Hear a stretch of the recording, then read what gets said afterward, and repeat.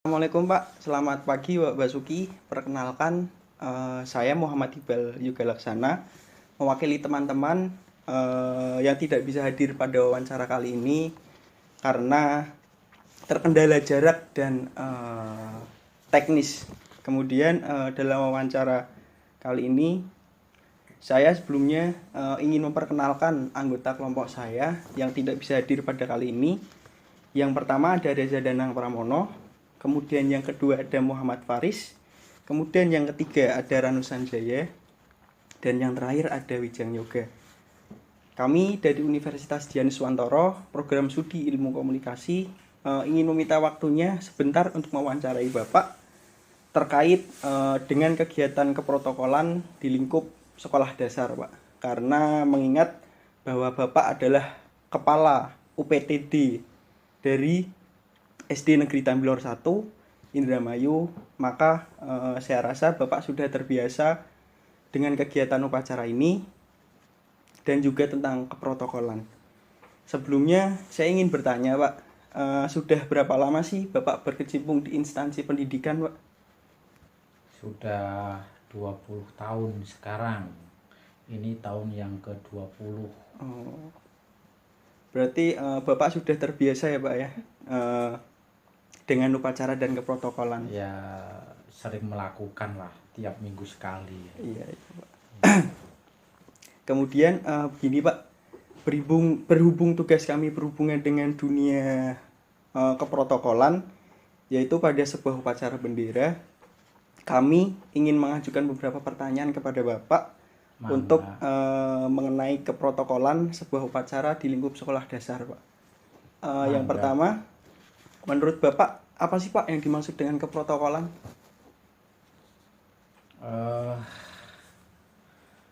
Itu apa ya, yang namanya protokolan itu tata upacara yang dilaksanakan untuk pelaksanaan upacara bendera, mulai dari perencanaan sampai dengan pelaksanaan, kemudian nanti akan dievaluasi.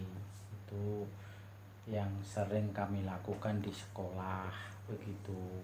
Oh, berarti sudah menjadi kebiasaan di sekolah Bapak ya Pak ya? Kemudian Pak, pertanyaan yang kedua, seberapa penting sih Pak seorang protokoler di dalam sebuah upacara bendera di lingkup sekolah dasar Pak? Ya sangat penting sekali secara umum seperti itu, karena kalau tidak ada protokolernya, nanti pelaksanaannya akan menjadi kurang terorganisir. Ya, Bisa dibilang berantakan gitu ya Pak? Bisa seperti itulah begitu, karena protokoler itu nanti itu mencakup diantaranya adalah perencanaan. Perencanaan itu dari awal mempersiapkan peralatan, ada sound system, ada teks-teks upacara, kemudian bendera dan lain sebagainya. Kemudian tempat seperti apa yang kita inginkan, pengecekan peralatan, jangan sampai nanti pelaksanaannya Terbengkalai kan begitu. Kemudian nanti setelah kita menentukan perencanaan tadi, sarana, tempat, pengecekan peralatan dan lain sebagainya, itu kita menentukan petugas-petugas pelaksana upacara bendera itu siapa saja. Nah, setelah itu baru biasanya sebelum kita pelaksanaan itu ada gladi bersih atau ada pelatihan sebelum hari H. Karena upacara itu dilaksanakan hari Senin, maka ya pelatihan itu dilaksanakan hari Sabtu. Oh, gitu. Berarti sudah ada persiapan Sudah ada dari hari-hari persiapan. sebelumnya ya Pak ya. Oh. Itulah nanti setelah nanti kita laksanakan setiap hari Senin itu, setelah selesai nanti semua petugas kita kumpulkan sebentar, ya barang 5 menit sampai 10 menit, kita evaluasi di mana kekurangannya, di mana keberhasilannya. Lah kalau yang kekurangannya ya nanti harus kita diperbaiki lagi ya Pak. Kalau kekurangannya fatal, itu biasanya anak-anak diberi tugas minggu depan gitu. Kalau kekurangannya tidak berat atau biasa ya, minggu depannya ganti petugas yang akan melaksanakan upacara bendera. Bisa dikatakan yang lebih siap dari yang itu sebelumnya bisa dikatakan seperti itu. Jadi seperti itulah. Jadi kalau tidak ada protokol ya nanti kita bagaimana bisa melaksanakan. Betul. Tidak sesuai. Tidak ada perencanaan, tidak ada pembagian tugas, tidak ada kontrol, tidak ada yang nanti kita evaluasi seperti itu. Begitu. Baik. Kemudian bagaimana sih Pak tata cara protokolan di upacara bendera sekolah dasar? Apakah berbeda dengan instansi-instansi lainnya Pak, seperti Istana Negara dan lain sebagainya gitu Pak? Ya pasti berbeda. Untuk kami di sekolah,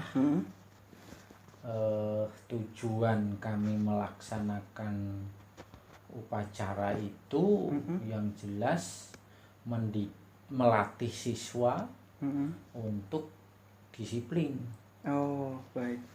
Baik disiplin waktu, disiplin ketika baris berbaris, ya. Kemudian kelengkapan beratribut, mungkin atribut dan lain sebagainya bisa seperti itu. Itu yang pertama.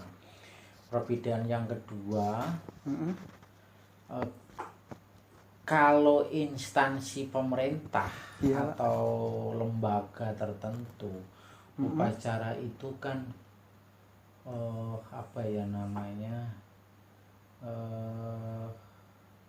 mereka bekerja kan begitu. Benar. Bekerja.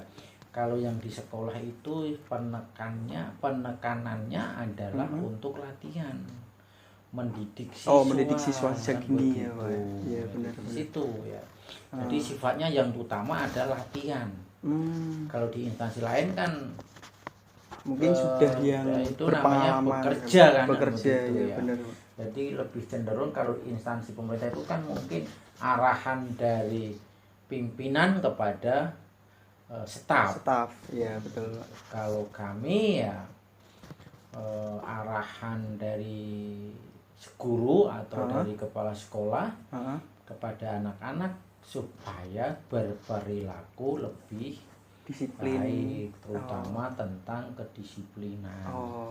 Kemudian penanaman cinta tanah air, penanaman patriotik kan begitu dan lain sebagainya, terutama yang jelas untuk mendidik siswa untuk kedisiplinan lah begitu, intinya kan kesana arahnya. Mendidik, jadi bukan bekerja lagi yang begitu. Itu.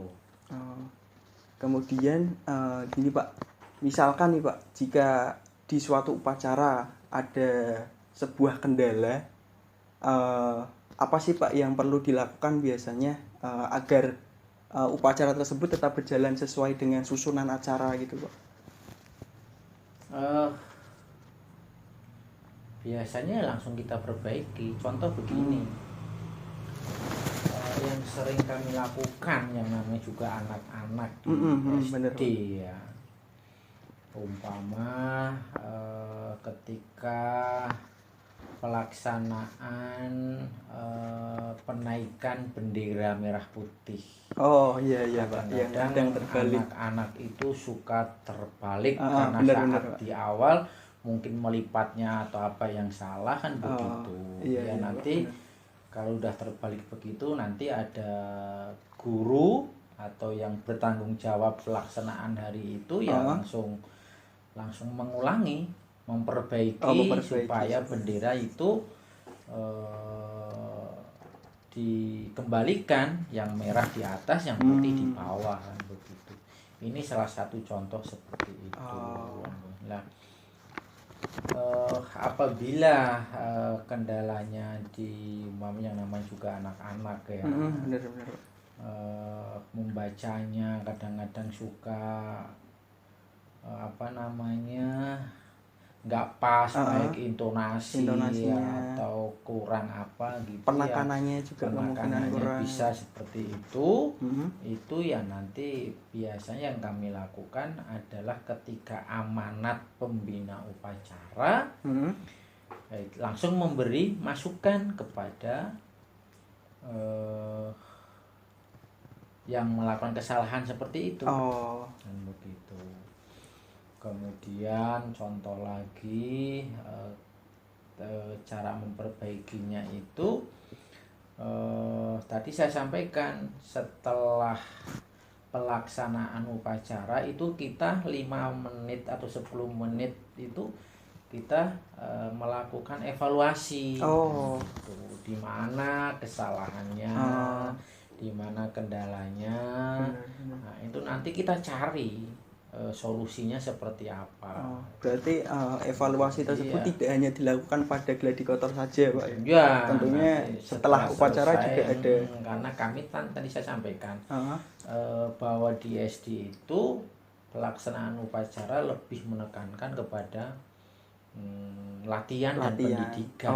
Baik. Gitu. Jadi bukan saklek harus begini, bukan semena-mena untuk, dan itu tiap hari pasti selalu yang namanya anak-anak melakukan kesalahan ya hampir dapat dipastikan selalu ada gitu. Yang namanya anak nggak selalu, yang namanya anak SD mau tampil menjadi petugas upacara saja udah luar biasa bagi mereka gitu. Jadi caranya seperti itu kami.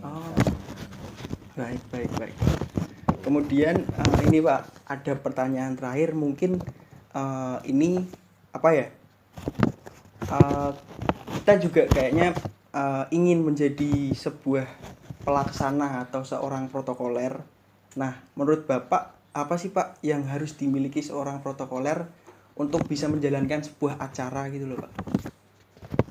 Yang pertama ada kemauan. Kalau saya nilai seperti itu.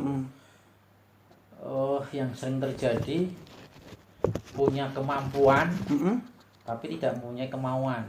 Kan begitu. Sebenarnya anak itu mampu melaksanakan, bisa. Benar. Ya, tetapi karena kemauannya tidak ada, ya susah. Ya, itu yang pertama. Yang kedua, kalau yang saya rasakan itu apa ya? Mental. Mental anak mau tampil atau tidak begitu. Kadang-kadang yang namanya anak SD ya sifat grogi, deg-degan, segala tidak macam, pede biasanya kurang gitu pede seperti itu mengganggu hal seperti itu. Terus berikutnya terutama yang mempunyai jiwa kepemimpinan. Benar. Kemudian apa ya saya pikir 3 itu juga sudah cukup bagus lah untuk anak-anak di SD lah pelaksanaan seperti itu. Juga kami kadang-kadang saya lihat pakaian anak-anak juga. Pakaian anak-anak yang berpenampilan rapi, yang menarik gitu lah setidaknya. Kan begitu. Terus fisiknya juga fisiknya ya yang bagus lah kan begitu. Terus yang anaknya tegas kan begitu kan. Kalau ngomong jalan juga tegap. Benar, yang benar. kita pilih seperti itu, yang kita pilih terutama Oh. seperti itu. Kita tidak asal memilih ya, gitu. Benar, Walaupun tadi didasarkan dengan pada dasarnya begini juga. Walaupun pada dasarnya kita itu mendidik. Yang namanya mendidik kan semua harus mengalami kan begitu. Benar, Pak. Ya sebelum itu ya kita tadi melalui gladi bersih itu. Gladi bersih itu dalam rangka untuk memperbaiki kesalahan, kekurangan yang kemungkinan bisa terjadi kan begitu. Baik. Kan di perencanaan itu kan nanti kita kan kita tentukan ini arahnya mau seperti apa. Kita perkirakan ya namanya merencanakan betul. Kemudian hal-hal yang kemungkinan terjadi itu seperti apa. Kan begitu. Di sisi lain kita juga tidak bisa mengira apa yang akan terjadi dan apa yang kan akan dapat kita perkirakan. Setidaknya kita harus mempersiapkan lah setidaknya ya, Pak. Gitu. Jadi hal seperti itu harus kita pikirkan seperti itu gitu. Seperti itu lah namanya, Pak. Iya, Pak. Baik, Pak, mungkin saya rasa cukup pertanyaan yang saya ajukan ke Bapak. Saya ucapkan terima kasih atas waktunya telah mengizinkan kami untuk mewawancarai Bapak mengenai keprotokolan, Pak. Dan saya harap dengan adanya video ini bisa menambah wawasan untuk saya pribadi ataupun teman-teman saya ataupun yang menonton video ini nantinya, Pak. Sekali lagi saya mewakili dari kelompok saya mengucapkan banyak terima kasih kepada Bapak. Sama-sama. Karena sudah meluangkan waktunya untuk saya wawancarai, Pak. Wassalamualaikum warahmatullahi wabarakatuh. Waalaikumsalam warahmatullahi wabarakatuh.